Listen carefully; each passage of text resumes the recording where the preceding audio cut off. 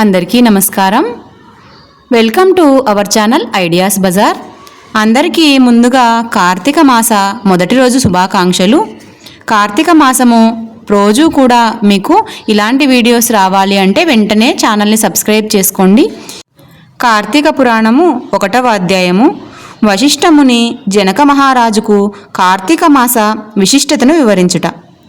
మహాజ్ఞాన సంపన్నులు తపోనిష్ఠులైన ఋషులకు మునులకు నిలయము పుణ్యప్రదమైన నైమిషారణ్యం. భారతదేశమునందున్న ఈ నైమిషారణ్యము రకరకములైన పళ్ళు, కాయలు, పువ్వులతో నిండి ఉన్న వృక్షాలు, చెట్లు, లతలతో అలరారుతూ ఉంటుంది.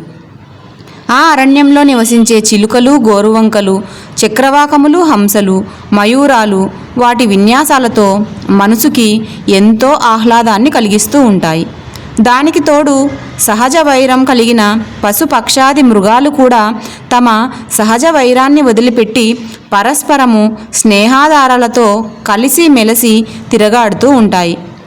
అనడానికి అరణ్యమే అయినా యజ్ఞ యాగాది క్రతువులతోనూ పురాణ ఇతిహాస ప్రవచనాలతోనూ వేదాంగాది చర్చలతోనూ నిండి పరమ పవిత్రమైన భూలోకంలోనే స్వర్గమేమో అనిపిస్తుంది. అంతటి మహోన్నతమైన ఋషి వాటికలలో ప్రసిద్ధుడైన వాడు సూత మహర్షి. సూత మహర్షి వేదాంగ విజ్ఞాన ఘనుడు, పురాణేతిహాస ప్రవర్చనకర్త, భూత భవిష్యత్ వర్తమానాలను తెలిసిన మహాజ్ఞాని. తనకు గల మధుర మంజుల వచనో సామర్థ్యంతో వేద ధర్మాలను, వేద విజ్ఞానాన్ని సవిస్తరంగా వివరించి చెప్పగల మహామేధావి. సాక్షాత్తు భగవత్ స్వరూపుడైన ఆ మహానీయుని వలననే నైమిషారణ్యం పరమ పవిత్రమై సకల విజ్ఞాన క్షేత్రమై మానవ ధర్మ ప్రబోధకాలను ప్రకాశిస్తూ ఉన్నది. ఒకానొకనాడు నైమిషారణ్యంలో ఋషులంతా సూత మహర్షి దగ్గరకు వచ్చారు. తన వద్దకు వచ్చిన మహర్షులందరినీ సూతుడు గౌరవించి కూర్చోబెట్టి అందరూ ఒకేసారి వచ్చిన కారణం ఏమిటి అని ప్రశ్నించాడు.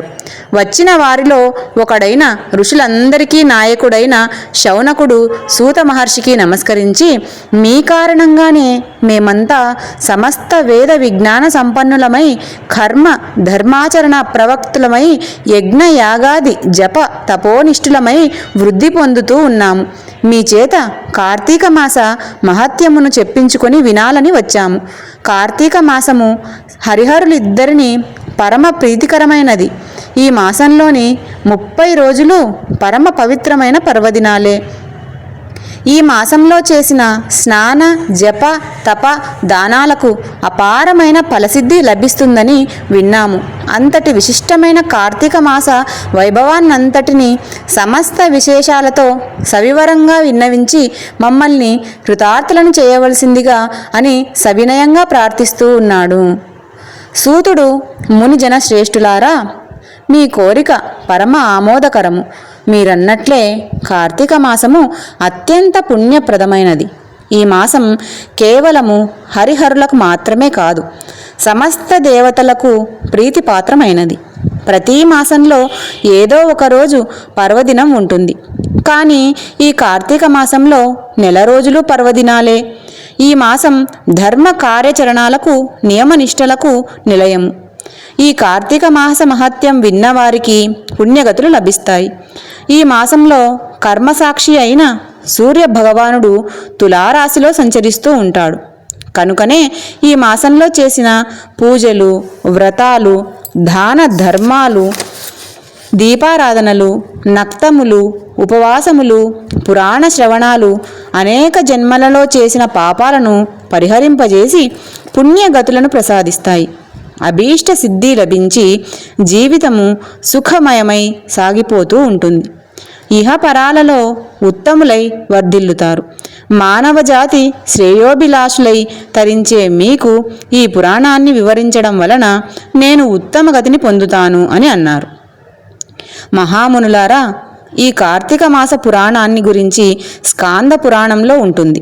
దీనిని మొట్టమొదట పరమేశ్వరుడు పార్వతీదేవికి, శ్రీమన్నారాయణుడు శ్రీ మహాలక్ష్మికి, చతుర్ముఖుడు అంటే బ్రహ్మదేవుడు నారద మహర్షికి, నారదుడు వశిష్ఠ మహర్షికి, వశిష్ఠుడు జనక మహారాజుకి వివరంగా చెప్పారు.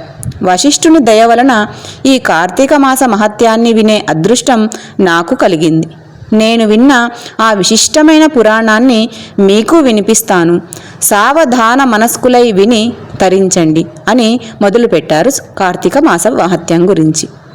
ఒకనాటి పవిత్ర దినాన వశిష్ఠ మహర్షి మిథిలా నగరానికి వచ్చి జనక మహారాజు దగ్గరికి వెళ్ళాడు. రాజర్షి అయిన జనకుడు వశిష్ఠ మహర్షికి సగౌరవంగా సముచిత మర్యాదలు చేసి మీ రాకకు కారణం ఏమిటి అని అడిగాడు.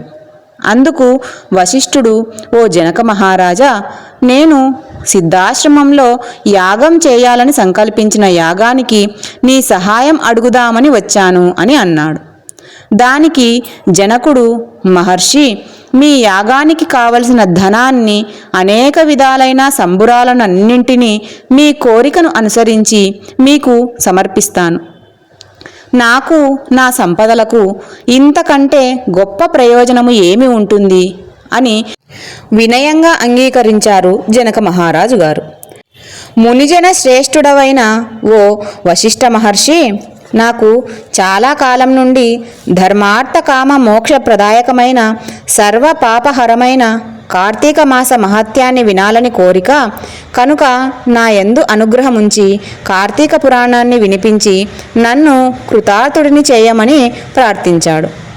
విశ్వశ్రేయస్సును కోరుకునే వాళ్ళకి, భక్తి కలవారికి ఈ విధమైన కోరికలు కలుగుతూ ఉండడం సహజమే. కార్తీక మాసం 30 రోజులు కూడా పుణ్యప్రదాలైనవే. ఈ మాసంలో చేసే జప తపాలకి, స్నాన దానాలకి, వ్రతాలకి అనంతమైన ఫలితం కలుగుతుంది అని ఈ మాసంలో ఆచరించవలసిన విధి విధానాల గురించి, ఈ మాస మహత్యాన్ని గురించి స్కాంద, పద్మ పురాణాలు రెండూ కూడా వివరంగా చెప్పాయి. ఈ కార్తీక మాసంలో సూర్యోదయ కాలానికి ముందుగానే లేచి స్నానము చేస్తే పరమ పుణ్యప్రదం. ఈ మాసంలో గంగా నది సమస్త నదీ జలాల్లోనూ, కాలువల్లోనూ, చెరువుల్లోనూ మొదలైన జలాశయాలన్నింటిలోనూ అంతర్లీనంగా ప్రవహిస్తూ ఉంటుంది. స్నానంతో పవిత్రులైన పుణ్యప్రదమైన శరీరంతో చేసే దాన ధర్మాలు అనంతమైన ఫలితాన్ని ఇస్తాయి. ఈ మాసంలో చేసే పితృకార్యాలు, పితృకర్మలు 7 తరాల వరకు పుణ్యగతులను కలిగిస్తాయి. ఈ కార్తీక స్నాన వ్రతాదులను ఆచరించడానికి స్త్రీలు, పురుషులు, బాలురు, యువకులు, వార్ధక్యములతో ఏవీ కూడా తేడాలేవీ ఉండవు. ఏ వయసు వారైనా, ఏ జాతి వారైనా స్నాన జాన దప తపాదులను చేసి తరించే ప్రయత్నం చేయవచ్చు. జనక మహారాజా, ఈ కార్తీక మాసానికి అధిపతి దామోదరుడు కనుక దామోదరుని పూజ, కేదారేశ్వర వ్రతములను ఈ కార్తీక మాసంలో ఆచరించడం వలన శివకేశవులిద్దరి అనుగ్రహము అపారంగా లభిస్తుంది. జలరాశులన్నింటిలో అంతర్లీనంగా ఉన్న గంగాదేవి అనుగ్రహం కూడా లభిస్తుంది. సూర్యోదయానికి పూర్వమే చేసే స్నానానికి ముక్తిప్రదమైనది. మనం కార్తీకంలో చేయవలసిన దాన ధర్మాలు, సంధ్యావందనాది నిత్యకర్మలు, తర్పణాలు, దీపారాధనలు, దీపదానాలు, వన భోజనాలు, సమారాధనలు, సోమవార వ్రతాలు, కార్తీక పౌర్ణమి నోము ఇవన్నీ కూడా కేవలం పుణ్యమును ప్రసాదించడానికి మాత్రమే కాక శరీరానికి తేజస్సును, శక్తిని, మేధస్సును, మనస్సుకు శాంతిని, స్థిరత్వాన్ని, స్థిమితాన్ని, సంపదలను కూడా కలిగిస్తాయి. భుక్తి ముక్తులను ప్రసాదించే ఏకైక మాసం కార్తీక మాసం. ఈ కార్తీక మాసంలో ఏకభుక్తం అంటే ఒక పూట ఉదయం మాత్రమే భోజనం చేసి ఉండడం, నక్తం అంటే ఉదయమంతా ఉపవాసం ఉండి సాయంత్రం నక్షత్ర దర్శనం అయిన తర్వాత భోజనం చేయడం. ఇలాగా సోమవారాలు, పౌర్ణమి, ఏకాదశులు మొదలైన రోజులలో చేసే ఉపవాసాలు మోక్షప్రదాలు.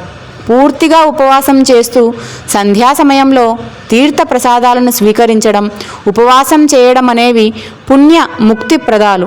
వారంతట వారుగా ఇతరులు పెట్టిన దానిని మాత్రమే భుజిస్తూ నిత్యము జపము, తపము, పురాణ పఠనము, దీపారాధన చేయడము, క్షేత్ర సందర్శనము మొదలైన ఇవన్నీ కూడా భక్తి శ్రద్ధలతో చేయడం ఆయురారోగ్యదాయకమే కాకుండా మోక్షకారకం కూడాను.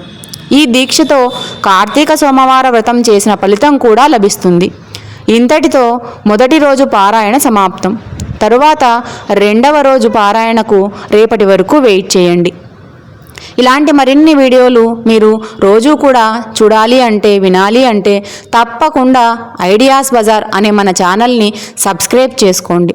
సబ్స్క్రైబ్ చేసుకొని పక్కనే ఉన్న బెల్ ఐకాన్ని ప్రెస్ చేశారంటే మీకు మేము వీడియోస్ పోస్ట్ చేయగానే నోటిఫికేషన్ వచ్చేస్తుంది. నోటిఫికేషన్ వస్తూనే మీరు వీడియోస్ అన్నీ కూడా చూడొచ్చు. వీడియో నచ్చితే లైక్ చేయండి. కొత్తగా మన ఛానల్ని ఈరోజే చూస్తూ ఉంటే సబ్స్క్రైబ్ చేసుకోవడం మర్చిపోవద్దు. మీకు నచ్చి మీ ఇంట్లో వాళ్ళకు కూడా వినిపించాలి అంటే ఈ ఛానల్ లింక్ని పోస్ట్ చేయండి. మరలా రెండవ రోజు అధ్యాయంతో మళ్ళీ మీ ముందుంటాను. అంతవరకు సెలవు. లోకా సమస్త సుఖినో భవంతు.